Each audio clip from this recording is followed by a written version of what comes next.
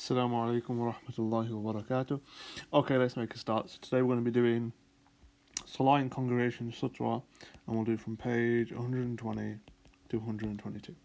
So what I'll do is I'll just read out certain bits which I think are important, and I'll just explain it as we go along. So the first thing you need to know is what we're doing about this, okay, is the obvious things. So the person who leads a Salah, yeah, I mean, we should all know this anyway. So leads Salah is called an Imam, yeah, and the followers of Salah, yeah, so the people who stand behind the Imam are called Muqtadis. Okay, so Imam is the person who leads, Muqtadis is the person who follows from behind. Okay, now when we just talk about certain rewards of Salah, it is important to know. So rewards of Salah, the Prophet ﷺ said that whoever prays Salah in the masjid, yeah, you get 27 times more reward. Yeah. When Salah is prayed in congregation. When he talks about congregation, he mainly means, praying it together in the masjid. Okay. Now, it's important to know that when we talk about praying Salah in congregation, okay, congregation in Arabic is just important to know that the word for it is jama'ah. Jama'ah. Yeah? So to play Salah in congregation we call jama'ah. Okay. And then as well as that, okay, I think the also important hadith for you guys to remember, which is at the top of page 121, is that it's more preferable for a woman to pray at home. Pray at home. There's a hadith, as you can read it, that the Prophet ﷺ actually explains that there's more reward for a woman to pray at home than to actually pray in the masjid. Not to say that a woman can't pray at the masjid, obviously it's okay for her to do so if the facilities are there, but that there's more reward for praying at home. Okay. And just to round it off, when we talk about praying Salah in the masjid, for men, okay, praying Salah at masjid for men is considered sunnati mu'akkada. Okay, so as remember, sunnati mu'akkada means it's to emphasize sunnah. So sunnah mu'akkada, which means you should do your utmost to try and do it. Okay, so what we're going to do is, this lesson will be about talking about how when you have a certain amount of people in Salah, how should you stand? So where should people be standing? When you pray Salah in congregation, Salah, so it's called Salatul Jama'ah, yeah? Salatul means Salah, and Jama'ah means congregation, yeah? So this is all about how do we pray Salah in congregation. And then the next part, inshallah, tomorrow will be about what sutra is. So let's just go through the different kind of scenarios. So starting from page 121, halfway down. Jama'ah with one muqtadi. If there are only two people, then the imam should stand on the left with the muqtadi on his right. The muqtadi should stand slightly behind the imam. So what this is saying is, let's imagine you're praying at home, yeah? The imam should stand here, okay? And the muqtadi shouldn't stand here, not next to him, but you should stand here, just behind him, okay? And on his right. So that's scenario number one. Number two, Jama'ah with two or more muqtadis. If there are two or more people, then the muqtadi should make a straight line behind the imam. As for the imam, he should stand before them, making sure that he is in the middle. So what this means is that two or more muqtadis, so let's imagine we have three muqtadis who are stood like this. Then it says the imam should be stood in the middle. So you see how this is in the middle of the muqtadis. Let's take another example just to emphasize that. So let's imagine we had 5 muqtadis, 3, 4, 5. The middle is here, isn't it? So the imam should stand here.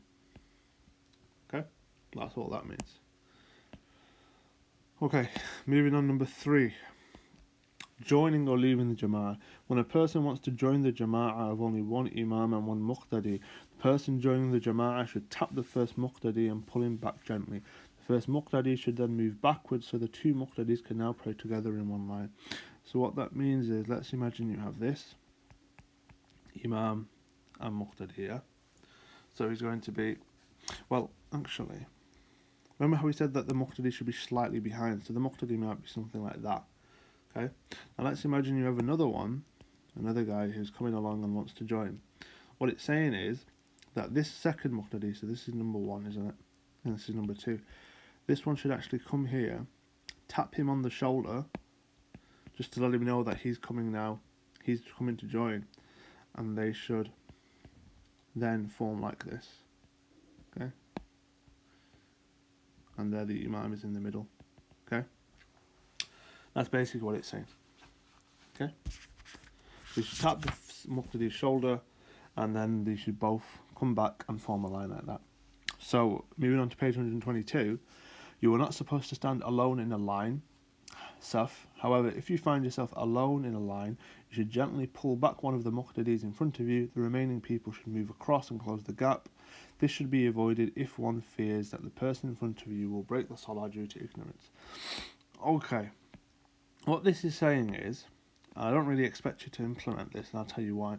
So let's imagine you have this, yeah? So you have the Imam, and let me just make it easier for myself. So, and you have these Muqtadis here, yeah? Okay? And you're here, and you're a new one, yeah? You're a new guy coming along, so you're in ready, yeah? You're coming along. It's saying that ideally you shouldn't really be standing here by yourself, yeah? Ideally you shouldn't really be doing that. So it says what you should do is, you should come here, and maybe you tap this guy on the shoulder, okay? I say, hey, just not tapping, sorry, just slightly pulling back, and say, hey, you can come stand here, please, mate. So that what it will eventually look like is something like this. Okay, so what this will eventually look like is Imam here, and you know how we had 1, 2, 3, 4, 5, 6 Muqtadis, we'll now have 5 Muqtadis. Yeah, because this one's gone here. And then what you have on the second line is this. That's essentially what it's saying. However, in today's world where a lot of people probably aren't aware of this, and if you start pulling people back from a line, I think 7 times out of 10, you're going to get people looking out of Salah and potentially breaking it. That's why it says at the end of the paragraph that if you think the person going to break their Salah due to ignorance, just due to them not knowing about this, don't do it. My advice would be to you guys who are listening, is I probably wouldn't advise it. Just start a new Saf, and then hopefully they'll most likely, 9 times out of 10, there'll be another person who comes, they'll join with you. Okay? Because this situation here, okay, the person has to be knowledgeable about what's actually happening, and not many people do, to be honest, so I wouldn't take the chance personally. Okay, but if you think you're in a place where it's alims, it's scholars, and people are quite knowledgeable, then by all means you're following the sunnah when you do this. Okay, moving on.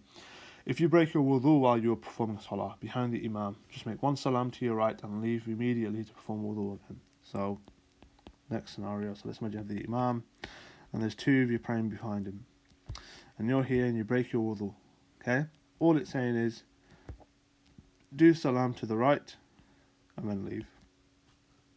Okay, that's all you have to do. So if you break wudu,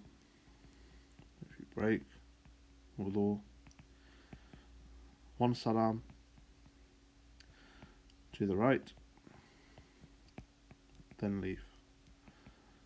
Quite simple. Okay, last bit we'll do now is order of the safs. When forming rows for salah, men stand first, then the boys, then the women, and then the girls at the back. Those who are most knowledgeable with regards to the rules related to salah should be given priorities to stand nearest the imam. The reason for this is that they will be more competent than others when it comes to correcting the imam if he makes a mistake. The Prophet ﷺ said, "Let those who are mature and wise stand close to me." So what this is saying is, you see this a lot. Obviously, if you go to Saudi Arabia, you would do, but for people who don't, when you go to Turkey, when I went to Turkey, you see this quite well because the Ottomans were brilliant people in the way how they made stuff.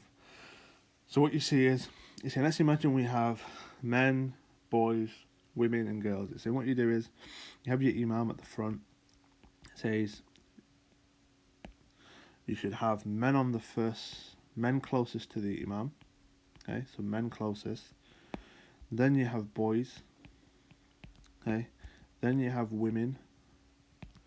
And then you have little girls at the back, yeah? So men, boys, women, girls, yeah? It's kind of a chain. That's basically how it should be. And it's saying that when you have the men at the front, these should be the most knowledgeable. For obvious reasons, because it means that if the imam makes a mistake, okay, then the people at the front can correct him, yeah? Whereas if the men are stood at the back where the boys are, yeah, or near the back, or right at the back, how are they going to correct the imam easily? Okay, if you have congregations of thousands, that's really not possible, is it? So it's just a practicality thing with that. Last paragraph. If women always stand a row behind the male imam when there are no other men in congregation. However, if women pray in a female-only congregation, then the female leading should stand in the same line as the rest of the women, but slightly forward. So what this is saying is, let's move on to number 7 here. Saying if you only have a male imam but the rest are women, then what it says is you should have this. You should have the imam at the front, but the women don't stand here. They do not stand here. Yeah, the women will then stand here. Yeah. So you have to always leave one saf out. Okay, this is kind of for the modesty thing. Yeah, and it's just kind of the rules that we have in Islam about the separation of men and women. And the last bit is saying that if you have this is when the imam is a man, yeah? So the imam is a man and the congregation are all women. Let's imagine though you have all women. So it's saying, let's imagine you have all women. So the imam is a woman and the women. It's saying that the muqtadis are all women here, yeah? That they stand here. It's saying the woman doesn't stand on the front saf. She doesn't stand there in another saf in front of them. That's not what she does. She just stands slightly in front of them like that. Okay? That's if all imam and muqtadis are women.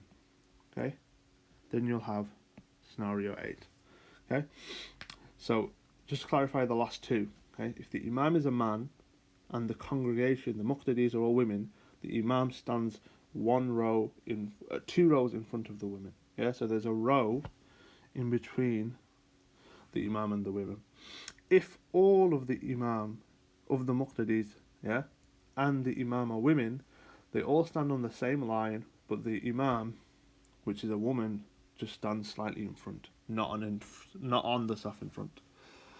Okay, hope that makes sense. Any questions, let me know in the comments. Okay, Assalamu alaikum wa rahmatullahi wa barakatuh.